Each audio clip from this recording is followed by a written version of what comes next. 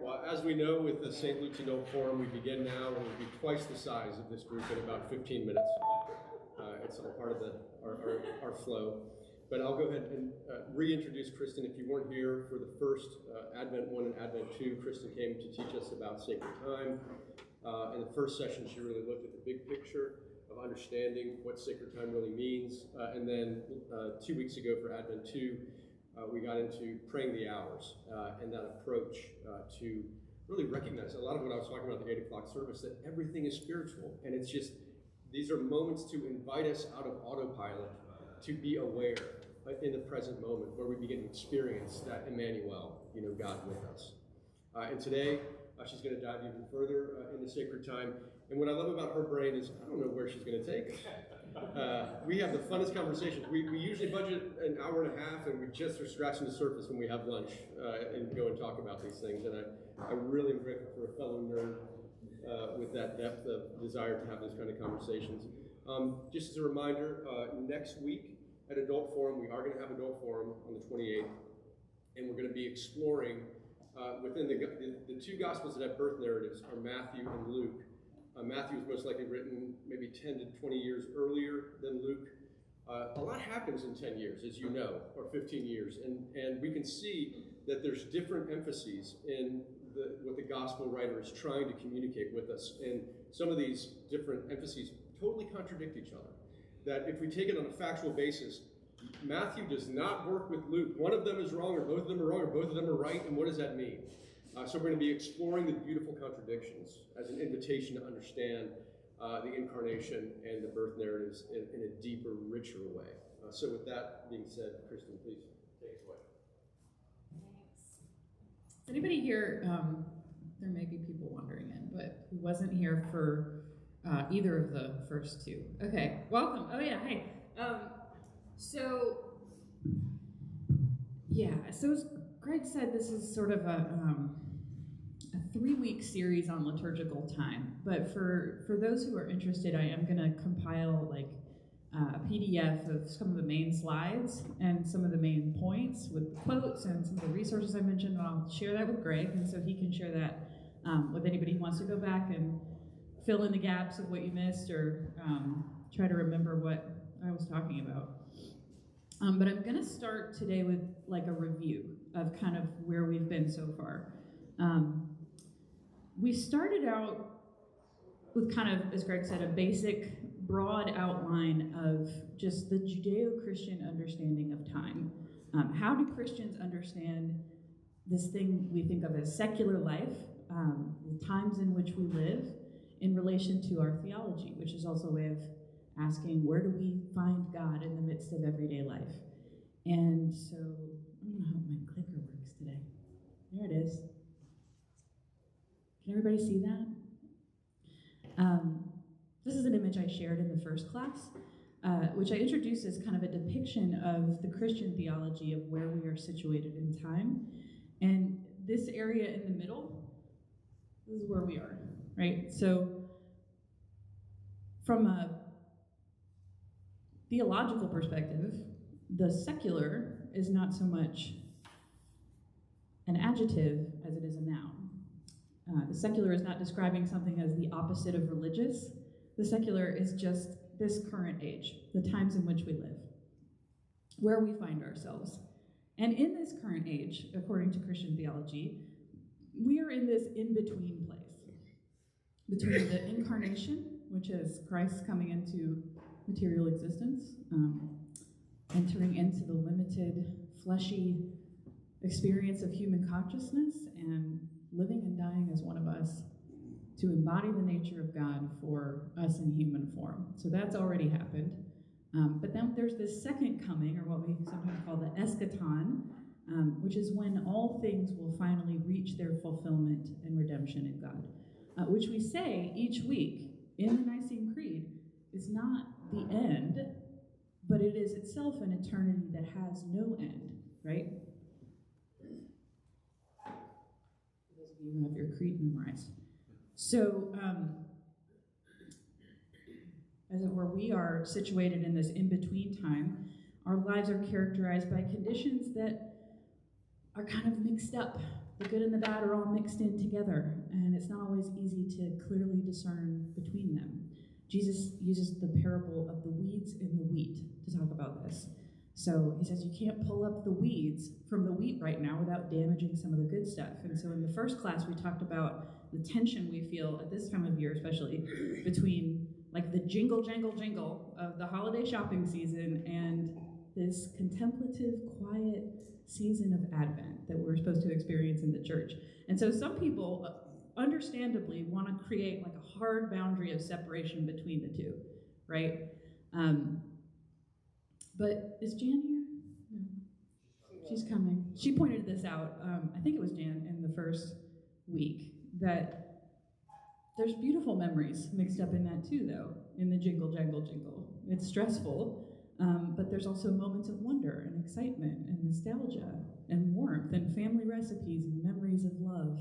And something gets lost if we try to split ourselves off from that or try to quarantine ourselves from that tension. And it's often when we try to separate out the good from the bad that we end up marginalizing people and things that God loves, right? So explicitly, we are told not to do this. We are told not to pull the weeds up from the wheat right now, but to wait for the harvest, to wait for this not yet time. Because we have limited perspective in this time. We don't see things clearly, so the final judgment is not our job. That's Jesus' job. Our job here in this time is to live as faithful witnesses to the hope that lies in the incarnation. That sense that, yes, there will be a time when things will be set right.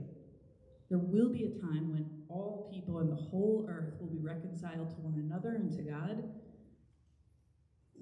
But that's not right now, right? Obviously. And so one of the things I wanted to mention that I briefly mentioned in the first class is that the first person to come up with this theological understanding of the Judeo-Christian understanding of time was Augustine. And I think it helps to know that Augustine was living in a time in the Roman Empire that was just 30 years after Christianity had become the official state religion. And so you had a lot of everyday Romans who were trying to make sense of this whole Christianity thing, which was quite different from all the other kinds of pagan imperial religions that existed at that time and that had always existed. And so I offered this image. Remember this?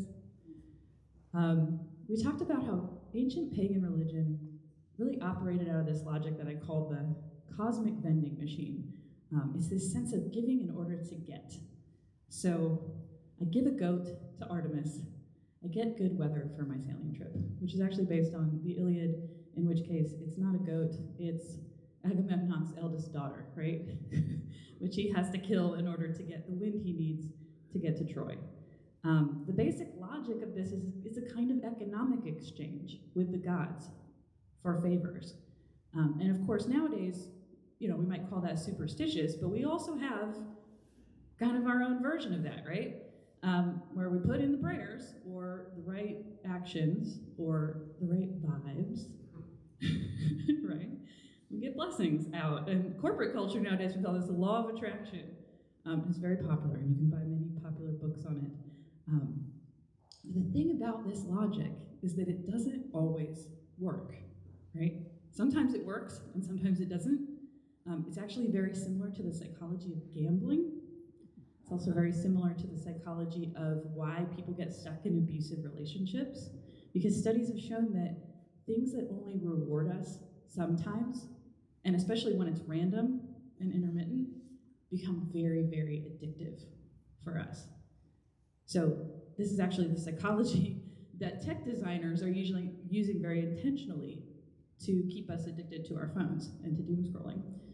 So we definitely have a version of this nowadays, but in ancient religion, the pattern was projected onto the gods, and it was tied directly to systems of imperial power. So even though I have it rendered here horizontally, it's actually more accurate if you look at it vertically.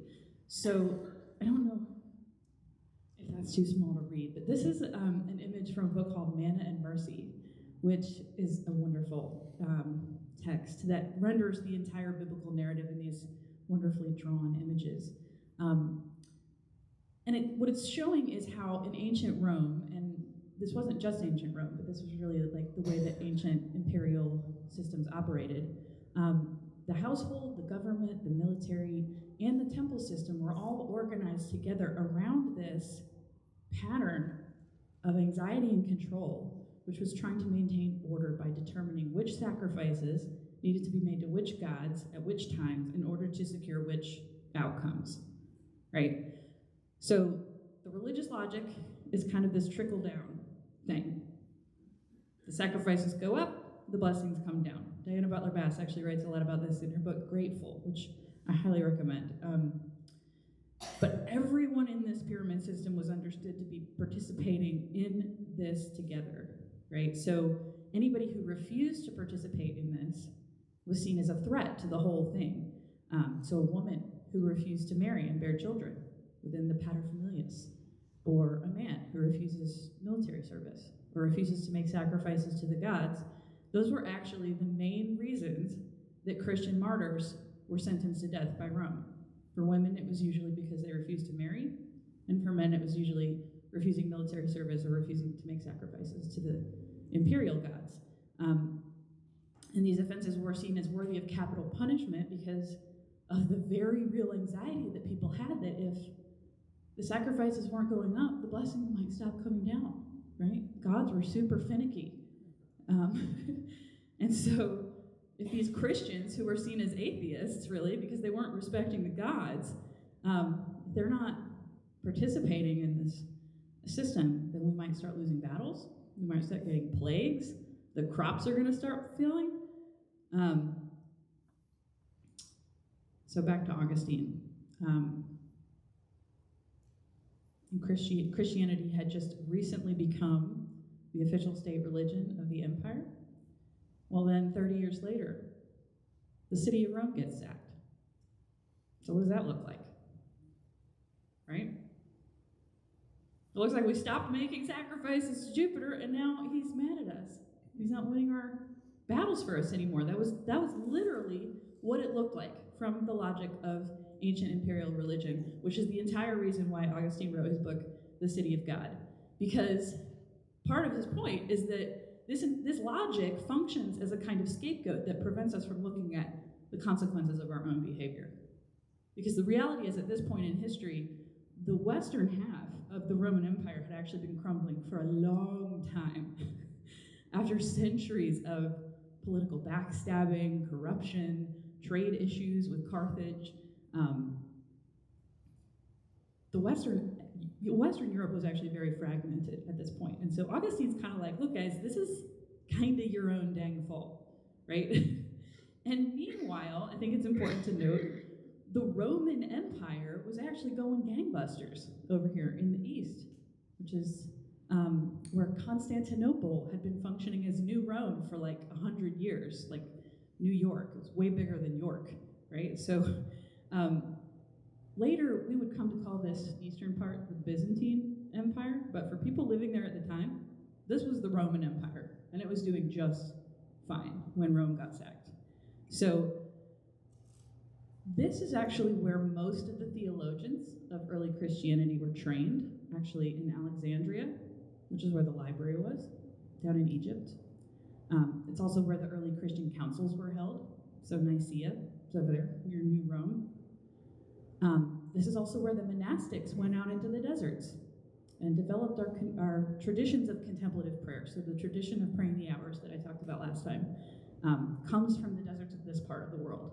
So this is really the part of the world where Christianity emerges from, where our liturgical traditions are developed. And Augustine, if you see him over there, down in Africa, he's kind of an odd duck over there, writing about this theology of time. And I say this because here in the US, as products of Western Christianity, because later Rome makes a big deal about itself, and then we have the Reformation, so we have a really different narrative of church history, right? We have a really different interpretation of Augustine, and a really different understanding of the Christian theology of time, and particularly the end times, right? So we got a little skewed over here. But when we look at Augustine's articulation of time in its historical context, we actually see that it's rooted in a very Semitic, dare I say, African way of understanding the universe, which is rooted in a very deep reverence for creation and for materiality. Augustine did not see materiality as some fallen thing, like in a Neoplatonic sense. He actually saw it as being alive with potentiality and part of this constant unfolding of God's creative will. And so within this Augustinian conception of Christian time, which again is based on the story of creation found in Genesis, and there's not just 3 parts, there's actually 7 parts, because it aligns with the story of Genesis.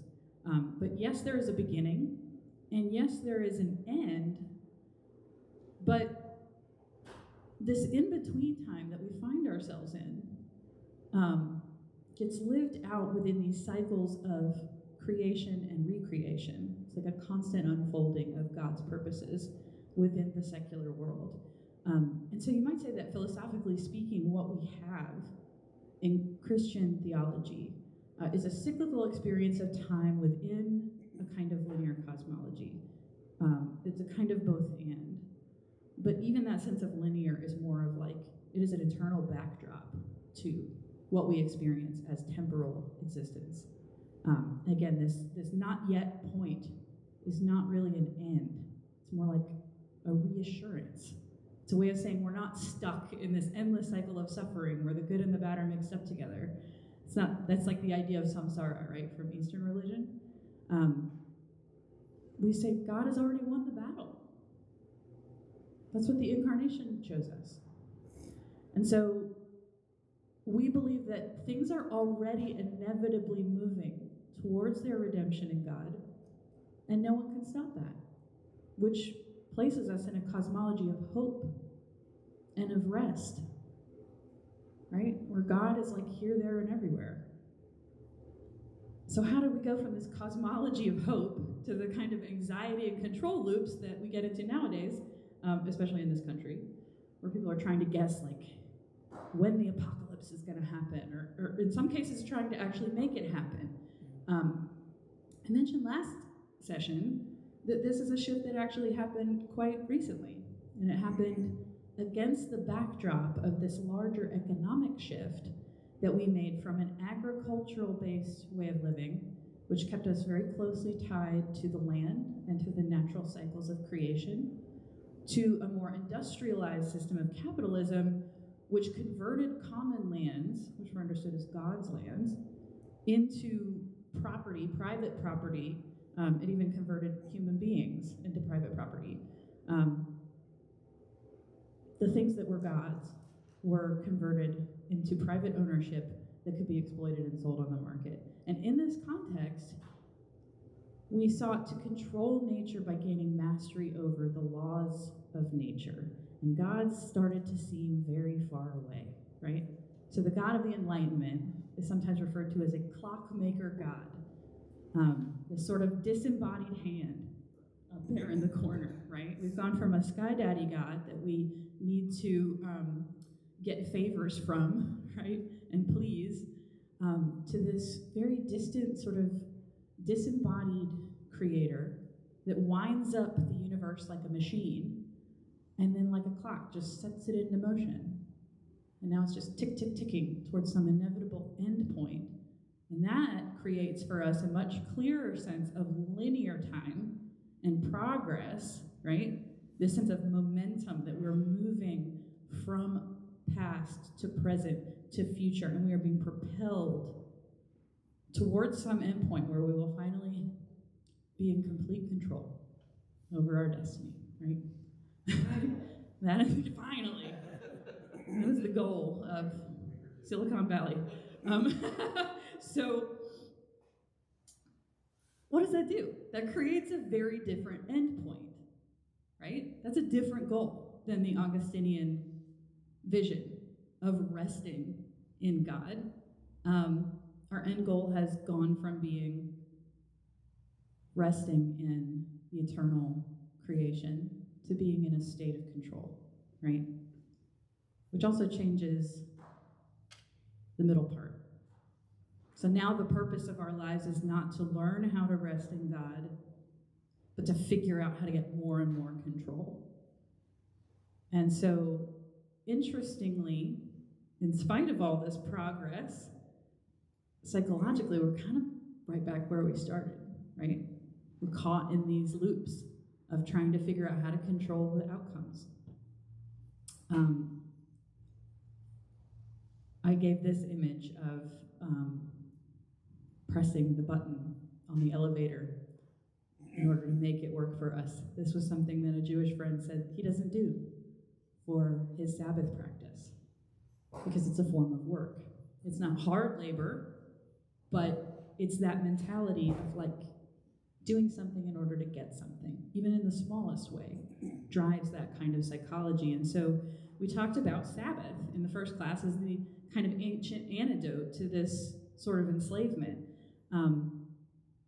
The commandment that's given to the Israelites, it's a 10 commandment, so it's a big deal, is that we rest from this kind of behavior every 7 days, which disrupts our tendency to become enslaved and to enslave others in these addictive cycles of control, right? So it also connects us back to creation, because God set apart the seventh day for rest, and we're not supposed to think that we're more hardworking than God. So it's also not just an individualistic kind of rest, right? Everyone in your household has to rest. Your children, your workers, your animals. So we don't get to have our rest on the back of someone else's labor. The rest is not the prerogative of the privileged. That's why it's good news to the poor. And taking this a step further, I didn't mention this last time, but in the book of Leviticus, where the law of Moses is outlined in much greater detail, it actually says that in addition to a weekly Sabbath, there should also be a Sabbath year. Every 7th year was a time when the fields were to lie fallow so that the land could rest, as well as the people and the animals, which of course is just good agricultural practice, but it's also a way of saying these cycles of rest are built into the very nature of the universe, right? And to hammer this point home even further, the book of Leviticus also says that every 50th year, so in other words, 7 times 7 years, after 7 Sabbath years, there should be what's called a Jubilee year, which is like a massive reset button on the entire thing, the entire economy. So all lands are to be returned to their original owners or to the commons. All debts are to be forgiven, and all slaves are to be set free. This is to happen once a generation so that it prevents the accumulation of debt that leads to slavery in the ancient world. So, yeah. Is there any archaeological or scholarly proof that was ever I knew that you were going to ask that question. Is that ever done? I read a whole article about that. And the basis of it was looking for archaeological evidence for economic practices is possibly misguided. But the level of detail offered in the text indicates that it was at least tried. This was this one person's argument. Because I knew you were going to ask that question. It's so funny. But again, like the purpose of this, right, is to set a standard for like what is God? What did God say to Moses for the people in the wilderness about the nature of things and how we should live in accordance with the nature of things? And so the Jubilee year makes it clear that this practice of Sabbath is also not just an individualistic thing. It's not just a psychological thing for you to do in your head, but it's something that we must live collectively as community, because it becomes very difficult for us to do this alone, right? If we've set up an entire economy where people have to work on Sundays, we don't get to say, well, no one's observing the Sabbath on Sundays, right? So we also then talked about how Jesus and the early Christians expanded on this Sabbath way of being into a sensibility of seeking to rest in God in all times and places. And so I shared this quote. This is the short version from Clement of Alexandria, where the library was. And he said, "Persuaded now that God is altogether on every side present, we cultivate our fields praising, we sail the sea hymning." So this was a shift,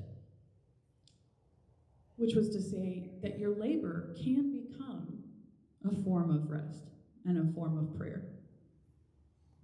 But prayer is not meant to become labor, right? The contemplative tradition calls us into a kind of prayer that is rooted in this Sabbath way of rest, but which you can do even as you work if you're able to make that shift. And so in the spirit of that, we talked about this tradition that emerged of praying 7 times a day, but again, that number 7 connecting back to this holistic sense of eternity that connects us to the cycles of creation. And so we looked at the times of prayer that developed in early Christianity. They weren't just random or arbitrary. It wasn't some bishop who said, okay, at 3 o'clock, everybody has to pray. It was a tradition that emerged from the natural markers of a solar day in the ancient world, just the common divisions of time when the bells would have been going off in the village center. Because again, the movements of brother sun and sister moon were understood to be part of God's creation. So paying attention to their movements and marking those movements with prayer wasn't considered pagan, right? It was reverent. It was reverent towards the Creator who made those things.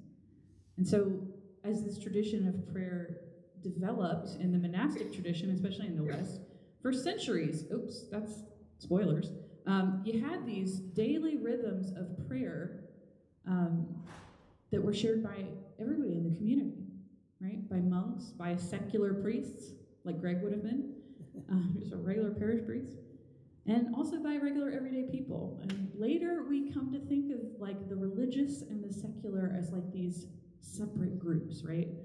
These opposite things.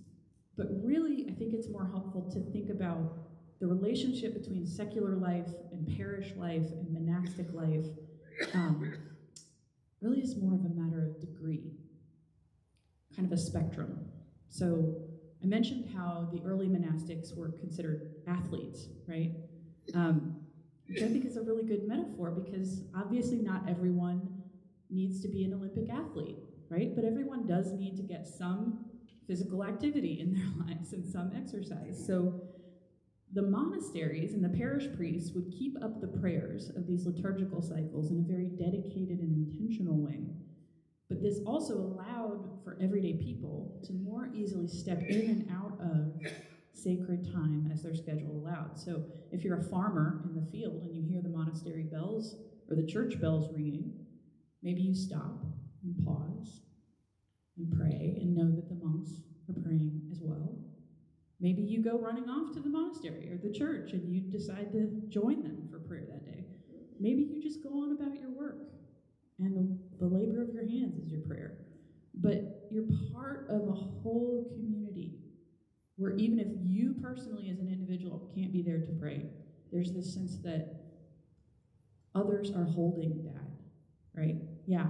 And that also, to me, it also speaks of the distinction between a devotional life and a devotional time.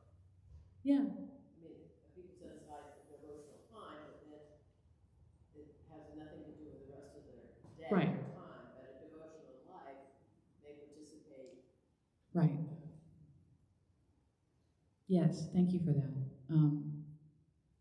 It also wasn't meant to be a strict division of labor between the two groups. So like everyday people are expected to pray, but also the monks had their labors too, right? They brewed beer and grew crops and gave medicine to people and copied texts. Most of what they did was copy texts. But the people who were living a religious life were seeking to strip their lives down to prayer as fully as possible to model that for everyday people, which also helped to create these opportunities for anybody in the village to be invited into that, to step off the hamster wheel, to use a Greg phrase, and step into this eternal peace of God, which is always there.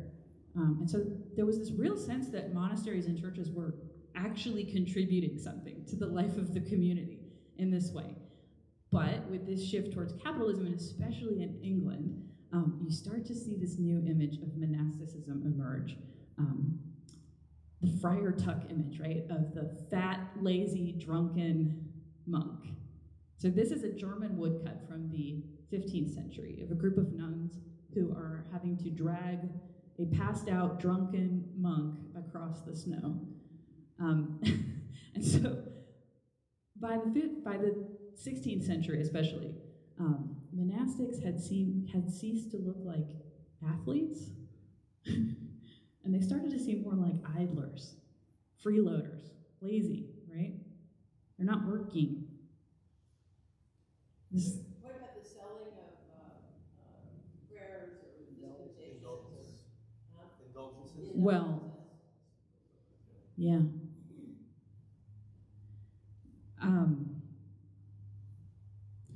What about the indulgences?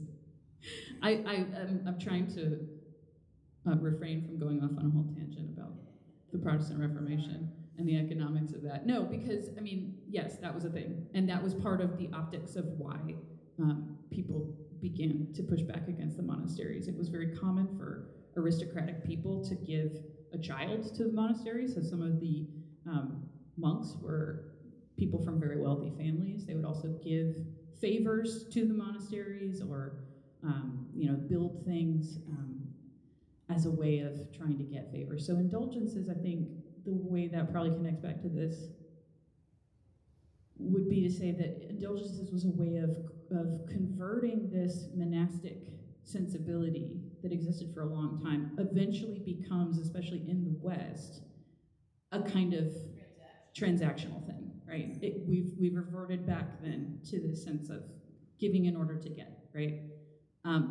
And so that is what the reformers were pushing back against.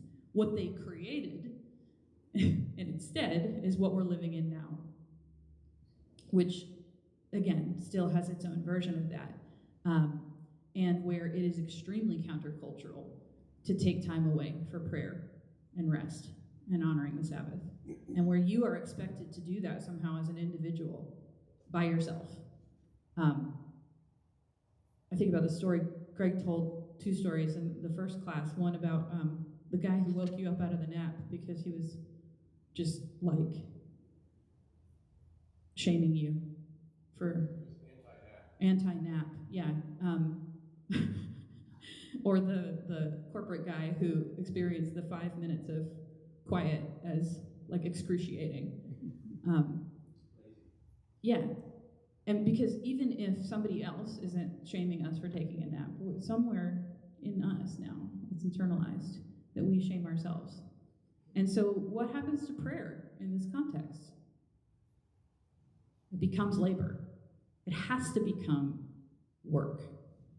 It's the only way we can justify it. So we have to say, I can make time for this because this is going to give me a sense of wellness, or because this is making me a better person, or this is getting me to heaven or enlightenment, or it has to be getting me somewhere, right? Otherwise, how can we justify taking the time? We can't just do it because that's what the Creator is like. It doesn't seem justifiable. But this is where I find this insight from the early church fathers to be extremely helpful. To remember that, yes, even though we know we can turn any kind of activity, even prayer, into work, the reverse is also true. That anything, including our work, can become a form of prayer if we think about prayer not as a way of trying to get something, but as this deep invitation to rest in the goodness of God. There's a story that I know Greg has told before, so maybe some of you know it, about a nun. Do you know Thomas Keating, who teaches centering prayer?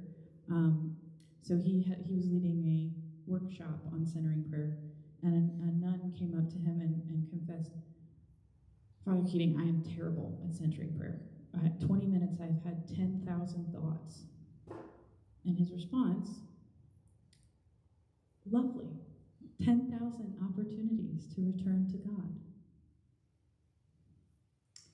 This is the contemplative tradition, that the true Christian spiritual practice, which is at the heart of all of our practices of prayer, is metanoia, which is a fancy word for turning towards God, returning to God.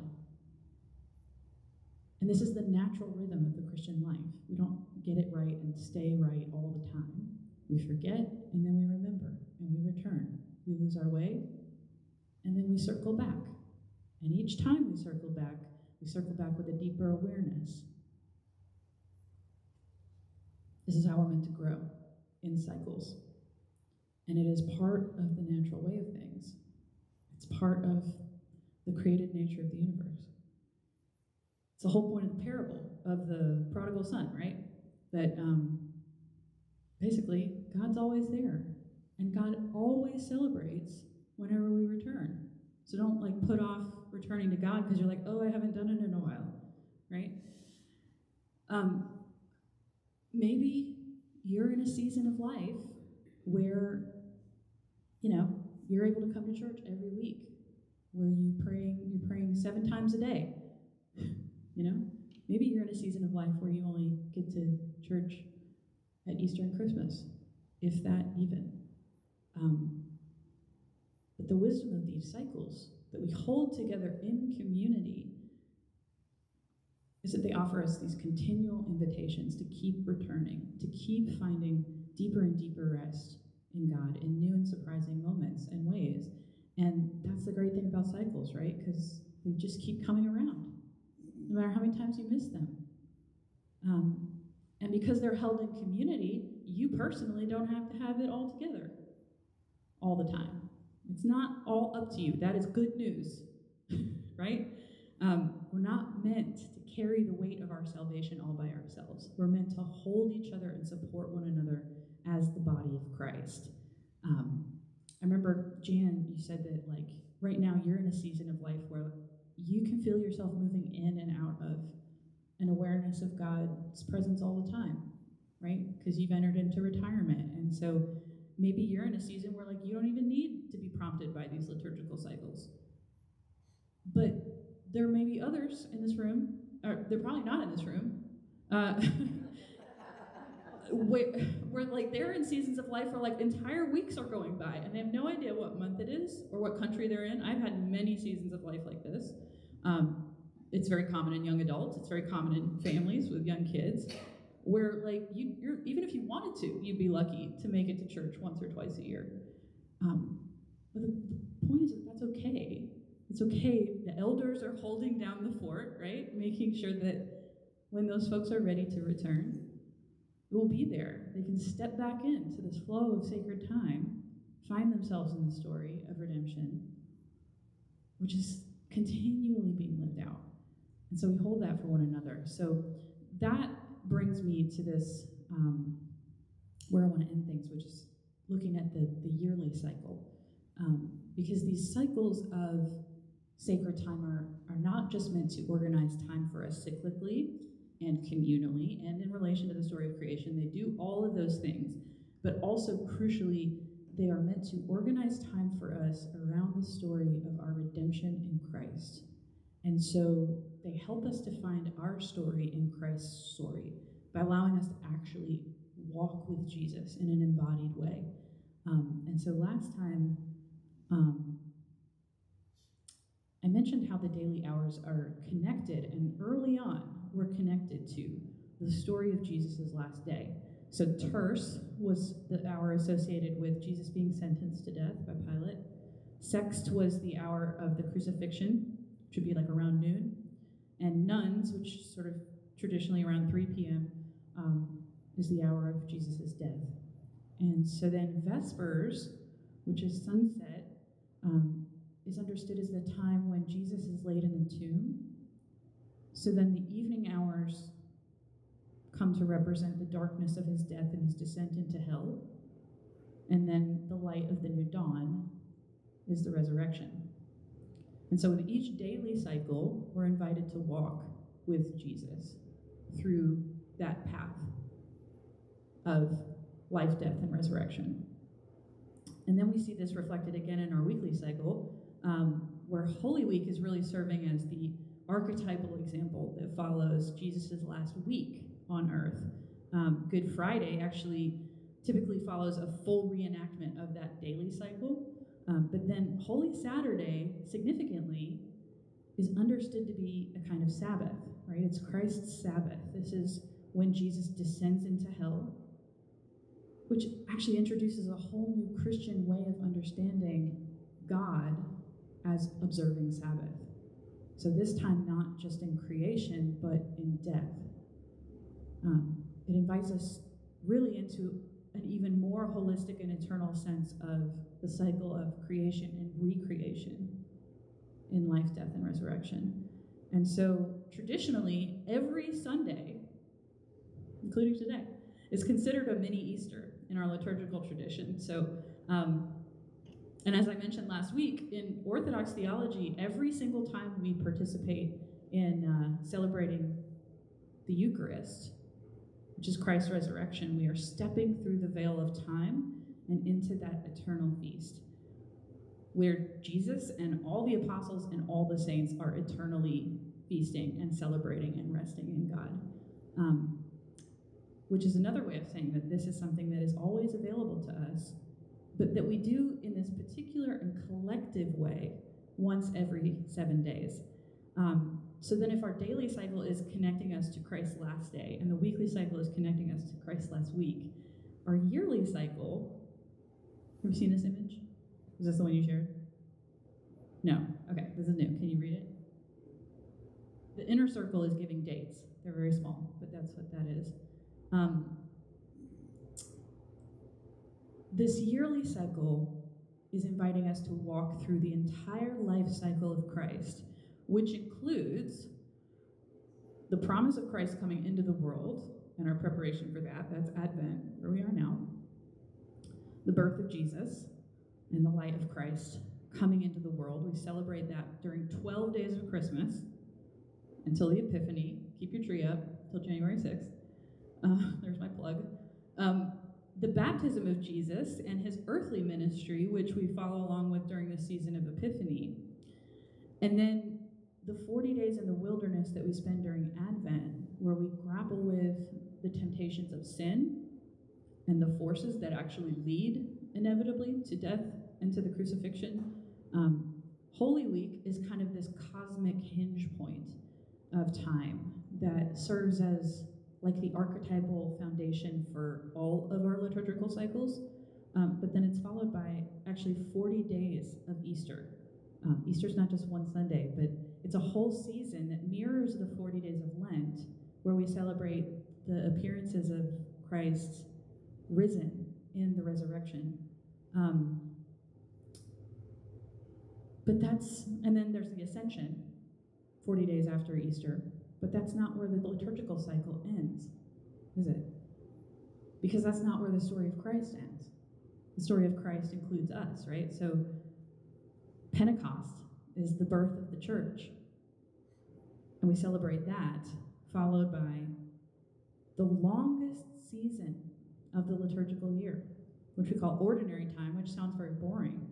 It's 7 months, which is that number 7 again. And you can see that it's a green season, which actually mirrors the season of Jesus' earthly ministry. So that's emphasizing this connection between Jesus' ministry in the world and our ministry in the world. We are now the body of Christ. We are the hands and feet of Jesus. Right? And so... And most of our time is lived in ordinary time. Yeah. Now, because this is the South, you probably know some Baptists and Quakers and maybe some Jehovah's Witnesses who don't really care much for holidays and church seasons, right? And these sorts of folks actually dislike anything that is considered sacred or set apart. Again, it's a reaction to that moment where we got off the rails on that in Western Europe. But they don't like set apart furniture or buildings or clergy or anything, including days and time. And so the argument against this orientation of liturgical seasons is, well, shouldn't we be doing all of this all the time, right? Shouldn't we keep the spirit of Christmas in our hearts every day? Right? Shouldn't we be thinking about the temptations of sin and repenting of them every day? Shouldn't every day be Easter? I have a lot of problems with that line of thinking, but the main one is that it requires a much too lofty view of the human psyche. Right? It's inhumane because of the expectations that it puts on an individual person. Maybe some of you can do that. I'm very human, and I can't do that. Following Jesus is very hard. Being the hands and feet of Jesus in the world is very confusing and hard, and I'm not very good at it a lot of the time. And so, I don't know about you, but after 7 months of trying to do that in an ordinary way, I feel like I need some guidance, right? This is the moment where we come to Christ the King Sunday and we're like, man, we are confused about that, right? We need a Savior to come and reconfigure the way that we understand power and kingship. And so our cycle leads us right back where we started, to this pivot season of Advent. Oops.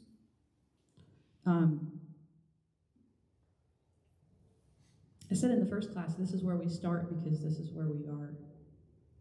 This betwixt and between time, this liminal, transitional time where the weeds and the wheat are all mixed up together. And Advent holds that in a very particular way. It's like the alpha and the omega of our church year, right? Because we find that by the end of the year, we always have more to learn. And so we begin again. And the cycle begins again. And with each new pass, the story changes because we've changed, right? And if you're returning after a really long time, it's going to have changed a lot. But even if you're making kind of regular returns, each time we tap into this sacred story, we grow a little deeper in our likeness of Christ. Because we change, our perspective changes, and we grow, and we find ourselves drawing towards our own redemption in that story. So I meant to put this quote on the slide, but I did not. So I'm just going to read it to you. This is a quote that I kind of want to end with from an Episcopalian and a poet named Michelle Blake. She writes, one of the essential paradoxes of Advent is this, that while we wait for God, we are with God all along. That while we need to be reassured of God's arrival, of the arrival of our homecoming, we are already at home. That while we wait, we have to trust and have faith, and yet it is God's grace that gives us that faith. And so she writes, as with all spiritual knowledge, two things are true and equally true at once. Two things are true and equally true at once. We live on a foundation of sacred time that is always available to us, can always be tapped into. But we are helped by seasons where we can collectively hold one another as a body in our movement towards and growth in that journey. And so I sort of situated it here as a way of saying, again, this place in which we live is something that we deepen and grow into as we participate in the story of the redemption of all things. And there was a whole thing I was going to say about the Christmas tree, but I think I'm going to stop there. I really wanted to tell the story of the Christmas tree, but I just don't think there's time for it, and I really want to hear what you all have to say, or what questions you have about what we've been talking about this season. I could also tell the story about the Christmas tree. It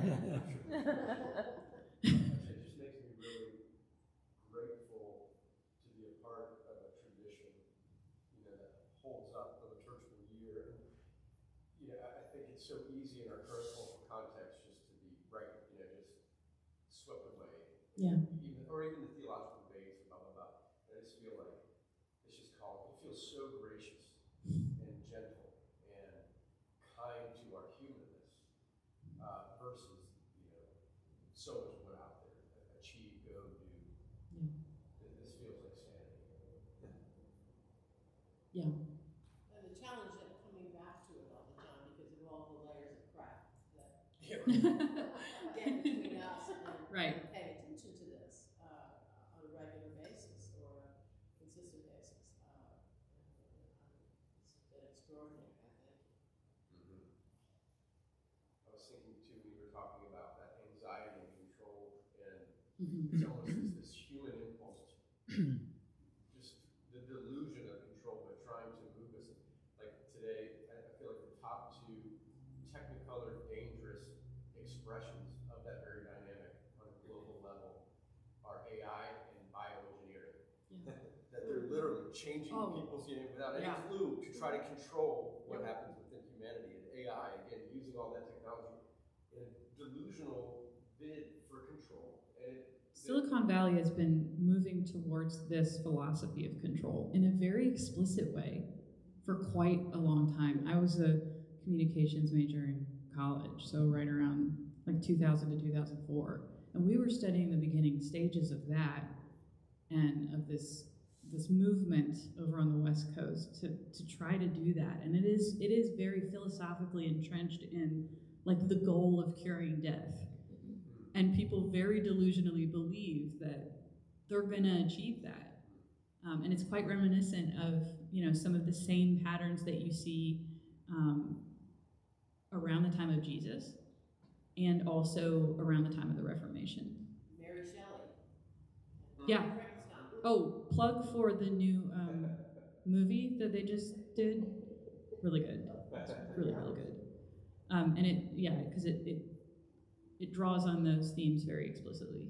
Well, and also I have to think about the fact that we are, since the early 2000s particularly, but I think after 2011, 2001, we just exponentially went into a 24-hour a day, 7-day-a-week existence. There are no markers of time because everything's a dump at any time, day or night. Right. That you have to keep up with. I think since that, this whole last 25 years, there's been this extraordinary acceleration in the pace of life, which is all that layer crap between us and trying to pay attention to this. And the paradox is hard work. Living a paradox is hard work because both things are true at the same time that you're trying to live into by relinquishing the control over any of it. Right. So I think that's why I really appreciate what you said, Greg, about how there's grace in this, right? There's a grace in this because it's not another assignment, exactly. But something that is always there that we can fall back into and that's ready for us whenever we do. Yeah. Not to be the grumpy old man, it makes me nostalgic for this times when TV would end like at 11:30 or 12. Joe and I were just talking about that the other day. Yeah. Three channels, glory at midnight. And then it would be buzzy. Oh, the good old days. Well, one of the things that's really interesting about this time is that for a lot of Gen Xers, I think people are still really caught up in the momentum of the technology movement. And a lot of people in my generation too are really fixated on the promises of technology. Once you get to some of the younger kids who actually grew up in a world of pervasive technology, the iPad kids of Gen Alpha, and especially Gen Z, who are now getting into like their 20s, so they're old enough to actually articulate what their experience of that has been, they are like, no thank you. No thank you. And they are actually really interested in this. Maybe Gen Xers and millennials not so much, but there is a real interest in what it could look like to return to community and sanity in terms of there's a lot of people who are stepping away altogether from phones and, just the whole thing, social media, a lot of kids. that I know are trying to build a sense of community around limits to that. And so it'll be interesting to see how that emerges. So Greg, you said grumpy old man as if that were a bad thing. That's just our club. Yeah.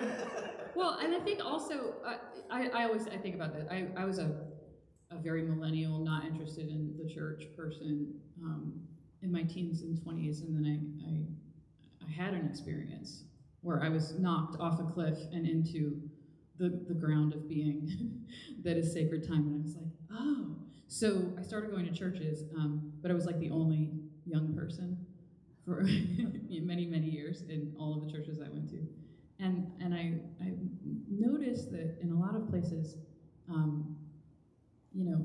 elders within churches get very anxious when they don't see young people. They're like, oh my God, like the whole thing is dying. But also I think there's something, just knowing my peers, like there's something very natural about being young and going off, and like there's just a lot going on, young families with kids. It's like, what a mess. Like, how do you get them dressed and shoes on and out the door? Like, it's hard. It's genuinely hard, right? So, like, I don't think we need to freak out, like, that they're not making it to church, right? But that, like, we who are able to be here can hold that space so that it's there, right? I know a lot of my peers who are now in their 40s who now have kids who are getting older who are like, whoa, I need community. And I'm interested in actually what the church has to offer now because of that. Yeah, I think our parents, and probably most people here, when life was simpler, it wasn't Sunday morning soccer, and two parents working hard jobs. Yeah. Our parents probably got most of us from babies on dressed up on Sunday morning, right, and off to church. And that Sunday morning at church was grounding for us at that time. Yeah. And I know life is more complicated in many ways, and it's in some ways it's really unfortunate, based on I'm talking about the experience that we had our growing up. Yeah, but I guess part of what I'm saying is that you hold that space, and that you model that. It matters, and it makes a difference in the community, even if you don't see somebody walking through the door. Like, it matters that St. Luke's is here on this corner, and that you're holding that sacred space for this community. Like, that's really the model of the parish, and yeah, it's important. Well, Kristen, thank you so much. Thanks for having me here. This is like one of my favorite topics. Well, she has a lot of different teaching offerings, so we'll definitely bring her back in the future. But that was fantastic, and I learned a lot. So awesome. Well, again, we'll be here next week for exploring the beautiful contradictions of the birth narratives in the Gospels. And then on January 4th, John Willard and Bishop Ann are going to lead a time about the history of St. Luke's work in Belize, and which I'm thrilled about. So if you've been to Belize, please come to that with a story to tell. And then you can educate us neophytes that are just learning about it. And if you're still interested in going, it's going to be in February. We can get you those dates, but I'm thrilled about heading down there. But anyway, same place next week, same time. See you then. Thanks.